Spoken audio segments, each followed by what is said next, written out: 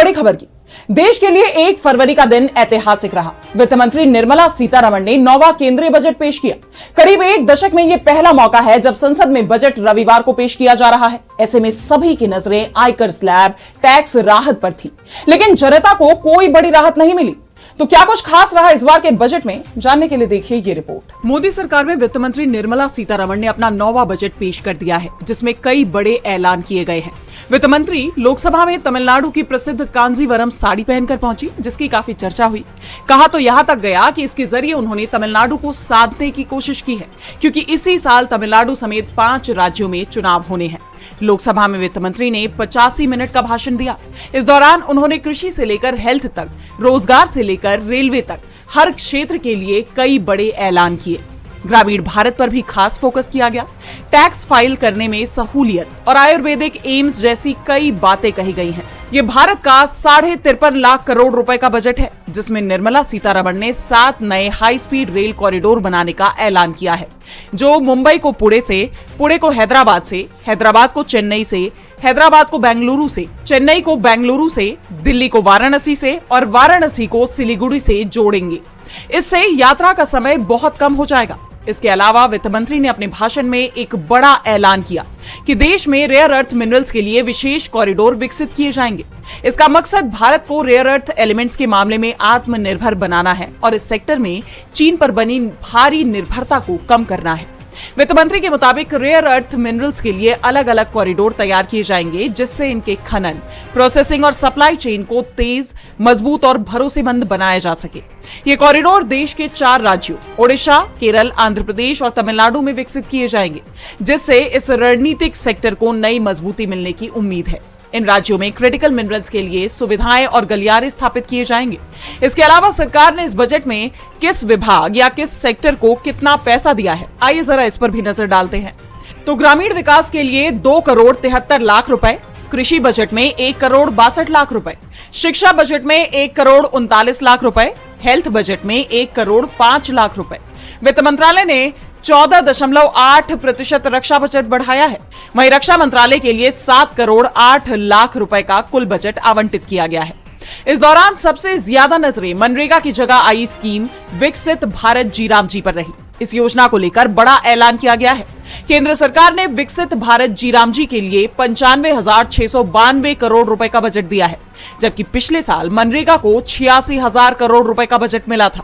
फिर भी लोगों को राहत मिलती नहीं दिख रही।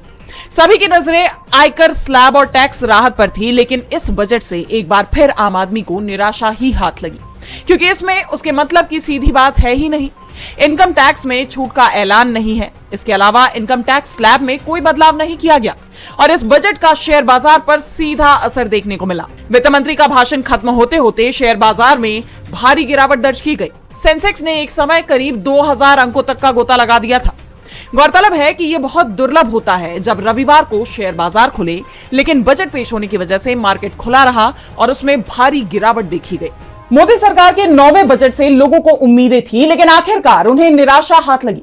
विपक्ष ने भी बजट की खामियां उजागर की हैं। पीएम मोदी ने इस बजट को युवाओं का बजट बताया है, लेकिन लोकसभा में नेता विपक्ष राहुल गांधी ने इसे एक ऐसा बजट करार दिया है जो सुधार करने से इनकार करता है। वहीं सीएम ममता बनर्जी ने तो इसे शब्दों का जाल बता दिया।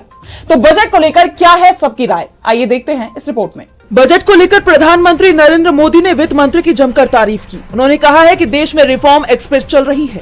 ये स्केल और सस्टेनेबिलिटी को मजबूत करने की कोशिश है। पीएम मोदी ने बजट की तारीफ की तो विपक्ष के नेता राहुल गांधी ने सरकार को घेर लिया और कहा कि सरकार वास्तविक खतरों को लेकर आंख बंद किए हुए है। उन्होंने एक्स पर पोस्ट किया कि युवा बेरोजगार, विनिर्माण क्षेत्र में गिरावट, निवेशकों द्वारा पूंजी निकासी, घरेलू बचत में भारी गिरावट, किसान संकट में, वैश्विक संकटों का खतरा, सब अनदेखा। एक ऐसा बजट जो सुधार करने से इनकार करता है, भारत के वास्तविक संकटों से अनभिज्ञ। सिर्फ राहुल गांधी ही नहीं, बल्कि पश्चिम बंगाल के सत्तारूढ़ दल के नेता भी बजट से खुश नहीं नजर आ रही हैं। पश्चिम बंगाल की मुख्यमंत्री ममता बनर्जी ने बजट पर प्रतिक्रिया देते हुए कहा है कि ये बजट सिर्फ शब्दों का जाल है। इस बजट में कुछ भी नहीं है। वो लोगों को बेवकूफ बना रही हैं। बंगाल को कुछ नहीं दिया गया। मैंने बहुत पहले डानकुनी ट्रेन के लिए बजट बनाया था। 3 कॉरिडोर की बात पूरी तरह से झूठ है। बंगाल को एक भी चीज नहीं दी गई। केंद्र जो पैसा टैक्स में लेता है वो कुछ भी वापस नहीं करता। केंद्र बहुत सारी बातें करता है, लेकिन बजट में किसानों, आदिवासियों, महिलाओं के लिए कुछ नहीं है। बजट एक दिखावा है। इसी कड़ी में सपा प्रमुख अखिलेश यादव ने भी बजट को लेकर तंज कसते हुए कहा, तो लोहे पर पीतल चढ़ा करके जेवर बनाने पड़ेंगे और ये बजट गरीब के समझ के बाहर है। तमिलनाडु के मुख्यमंत्री एम.के. स्टालिन ने भी बजट पर सवाल पूछे। उन्होंने केंद्र सरकार पर पहले ही पक्षपातपूर्ण रवैया अपनाने का आरोप लगाया। स्टालिन ने बजट पर कहा कि क्या तमिलनाडु को उनके शेयर दिए जाएंगे। एक्स पर उन्होंने पोस्ट किया कि चुनावों को ध्यान में रखते हुए हम उम्मीद करते हैं कि आप इस बार तमिलनाडु के लिए रेगुलर घोषणाएं करेंगे। हम ये भी रिक्वेस्ट करते हैं कि वो मदुरई एम्स जैसी घोषणाओं पर ही न रुकें, बल्कि सही फाइनेंशियल एलोकेशन के साथ समय पर लागू करें। विपक्ष की प्रतिक्रिया से ये साफ है कि वो इस बजट से खुश नहीं है। मोदी सरकार का नया बजट सवालों से घिर गया है, तो सवाल एनसीपी के नए अध्यक्ष को लेकर भी बने हुए हैं। सुनेत्रा पवार ने महाराष्ट्र के डिप्टी सीएम की पद की शपथ तो ले ली, लेकिन अजीत पवार के जाने के बाद पवार परिवार में अभी शोक का माहौल है। ऐसे में सुनेत्रा के शपथ ग्रहण को लेकर भी कई सवाल उठ रहे हैं कि क्या सब कुछ बीजेपी के इशारे पर हो रहा है। इस बीच बीजेपी ने ऐलान कर दिया है कि एनसीपी का अगला अध्यक्ष कौन होगा, जिस पर भारी बवाल मच गया है। देखिए ये रिपोर्ट। महाराष्ट्र की राजनीति में मची भारी उथल पुथल के बीच सुनेत्रा पवार ने उप मुख्यमंत्री पद की शपथ तो ले ली, लेकिन 13 दिनों का